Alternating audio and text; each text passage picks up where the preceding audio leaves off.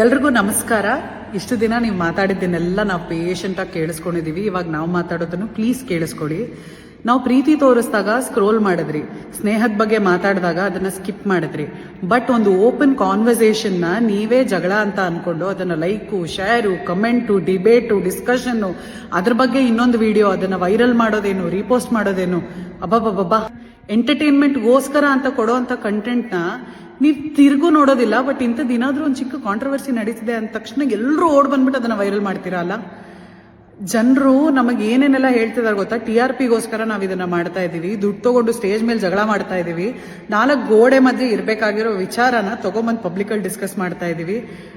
Okay fine, ಇದು ನಿಮ್ಮ opinion ಆಗಿರ್ಬೋದು, ಬಟ್ ನಮಗೂ ಒಂದು ಒಪಿನಿಯನ್ ಇದೆ ಅಲ್ವಾ?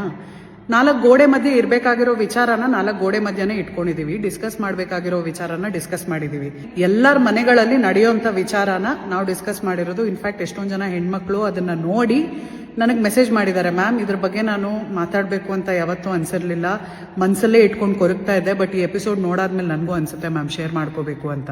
ಅದರಲ್ಲೂ ಈ so called social media influencers already viral ಆಗಿರೋ ವಿಡಿಯೋನ ತಗೊಂಡು ಅದ್ರ ಮೇಲೆ ಅವ್ರ ಒಪಿನಿಯನ್ ಹೇಳ್ಬಿಟ್ಟು ಅದನ್ನ ಇನ್ನೊಂದು ವಿಡಿಯೋ ಮಾಡಿ ಅವ್ರು ಅದನ್ನ ಹಾಕ್ತಾರೆ. ಚಾನಲ್ ಅವ್ರು ಅದನ್ನ ಡಿಲೀಟ್ ಮಾಡಿಸ್ತಾರೆ.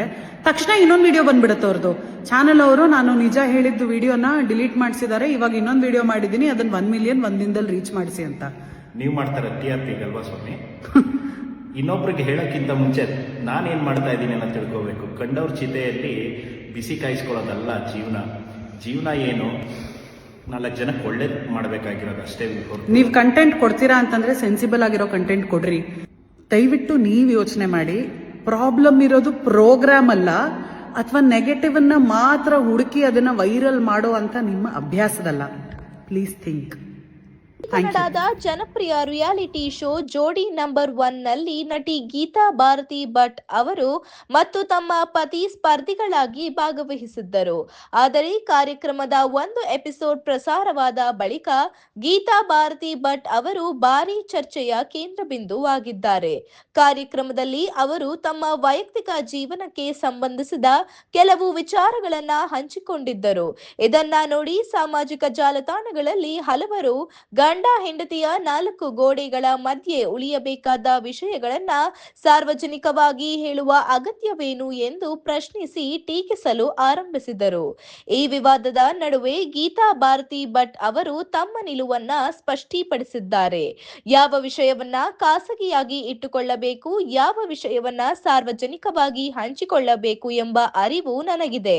ನಾನು ಏನು ಮಾತನಾಡಿದ್ದೇನೆ ಎಂಬುದರ ಬಗ್ಗೆ ನನಗೆ ಸಂಪೂರ್ಣ ಜವಾಬ್ದಾರಿ ಇದೆ ಎಂದು ಸದ್ಯಕ್ಕೆ ಅವರು ಎಲ್ಲರ ಮುಂದೆ ತಿಳಿಸಿದ್ದಾರೆ. ಅಷ್ಟೇ ಅಲ್ಲ, ಇಷ್ಟು ದಿನ ನಾನು ಮಾಡುತ್ತಿದ್ದ ಹಾಸ್ಯಮಯ ಹಾಗೂ ಮನೋರಂಜನಾ ಕಂಟೆಂಟ್ ಗಳನ್ನ ಜನರು ಖುಷಿಯಿಂದ ನೋಡುತ್ತಿದ್ದರು. ಆಗ ಯಾರು ಪ್ರಶ್ನೆ ಮಾಡಲಿಲ್ಲ. ಎಲ್ಲರೂ ಕೂಡ ಆ ಒಂದು ರೀಲ್ಸ್ ಅನ್ನ ಮೇಲಕ್ಕೆ ಸ್ಕ್ರಾಲ್ ಮಾಡಿದ್ದಾರೆ. ಆದರೆ ಒಂದು ವಿಷಯ ವಿವಾದದ ತಕ್ಷಣ ಎಲ್ಲರೂ ತೀರ್ಪು ನೀಡಲು ಮುಂದಾಗಿದ್ದಾರೆ ಎಂದು ಅವರು ಬೇಸರವನ್ನ ವ್ಯಕ್ತಪಡಿಸಿದ್ದಾರೆ. ಇದರ ಜೊತೆಗೆ ತಮ್ಮ ಹೇಳಿಕೆಗಳನ್ನ ಬಳಸಿಕೊಂಡು ಕೆಲ ಕಾಂಟೆಂಟ್ ಕ್ರಿಯೇಟರ್ಸ್ ಗಳು ಅಥವಾ ಸಾಮಾಜಿಕ ಜಾಲತಾಣದ ಪುಟಗಳು ಅನಾಗತ್ಯವಾಗಿ ಪ್ರಚಾರ ಪಡೆಯಲು ಅಥವಾ TRP ಹೆಚ್ಚಿಸಿಕೊಳ್ಳಲು ಪ್ರಯತ್ನಿಸಬಾರದು ಎಂದು ಎಚ್ಚರಿಕೆ ನೀಡಿದ್ದಾರೆ. ಒಟ್ಟಿನಲ್ಲಿ ತಮ್ಮ ವೈಯಕ್ತಿಕ ಜೀವನದ ಬಗ್ಗೆ ಎಷ್ಟು ಹಂಚಿಕೊಳ್ಳಬೇಕು ಎಂಬುದು ತಮ್ಮ ನಿರ್ಧಾರವಾಗಿದ್ದು ಅದನ್ನ ಗೌರವಿಸುವಂತೆ ಗೀತಾ ಭಾರತಿ ಭಟ್ ಮನವಿ ಮಾಡಿದ್ದಾರೆ. ಇದೀಗ ಈ ವಿಚಾರದ ಬಗ್ಗೆ ಸಾಮಾಜಿಕ ಜಾಲತಾಣದಲ್ಲಿ ಪರ ಮತ್ತು ವಿರೋಧದ ಚರ್ಚೆಗಳು ಮುಂದುವರಿದಿದೆ. ನಿಮ್ಮ ಅನಿಸಿಕೆಯನ್ನ ಕಮೆಂಟ್ ಮಾಡಿ ತಿಳಿಸಿ ಮತ್ತು ಇದೇ ರೀತಿಯಾದಂತಹ ಅಪ್ಡೇಟ್ಸ್ಗಾಗಿ ನಮ್ಮ ಪೇಜನ್ನ ಫಾಲೋ ಮಾಡಿ ಮತ್ತು ಸಬ್ಸ್ಕ್ರೈಬ್ ಮಾಡಿ. ಧನ್ಯವಾದಗಳು.